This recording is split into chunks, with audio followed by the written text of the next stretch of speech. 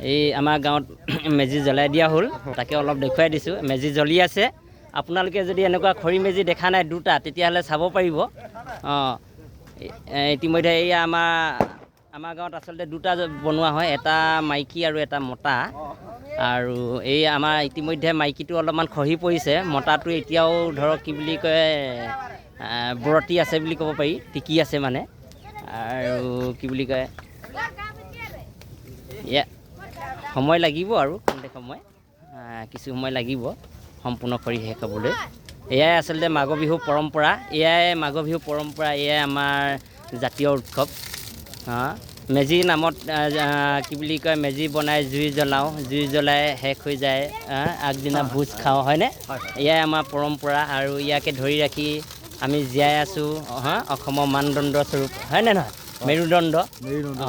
তাকে জীয়াই ৰাখিবই লাগিব আগলৈকে। এই মেজিয়ে শক্তি দিব, কিবা যদি ধৰক অপায় মংগল আছে সকলোবিলাক ধৰক নাশ হৈ যাব, বিনাশ হৈ যাব। যিমান জ্যোতিষে নকওক লাগিলে যে কি বুলি কয় কাইলৈ কি বুলি কয় পৃথিৱী ধ্বংস হ'ব, নহয়। যেতিয়ালৈকে আমাৰ অগ্নি দেৱতা থাকিব, মেজি দেৱতা থাকিব, তেতিয়ালৈকে কেতিয়াও আমাৰ ভোগালী প্ৰথা বিনাশ নহয়। জয় মেজি কি, জয় মেজি কি।